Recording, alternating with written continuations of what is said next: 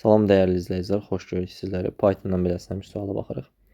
A bərabərli bir sətrimiz var bizim. B bərabərli boş sətrimiz var. For range len A. Deməli, A-nı sayacağıq, eləyəcək neçə? 14. Saya bilərsiniz. Deməli, 14 dəfə bizim dövrümüz işləyəcək. Deyək ki, if A, E, yəni A-da eyninci. Eyninci nədir? Yəni sıfırıncı. Sonra nə? Birinci, sonra ikinci və s. Bərabər demək A, I nöqtə A1.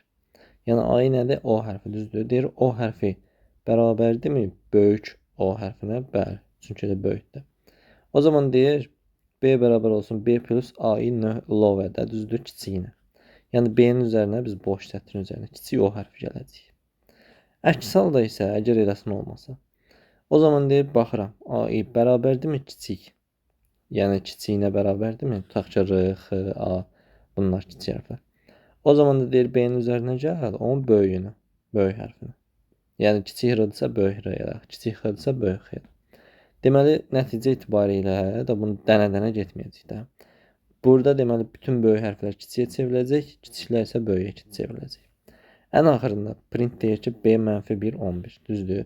Biz müsbət nömrəliyəndə 0, 1, 2 buradan nömrələyirik. Mənfi ilə nömrəliyəndə -1, -2, -3 buradan eləyirik, bu öz yerində. Və deyir ki, -1-dən 11-ə get, -1 addımla, düzdür.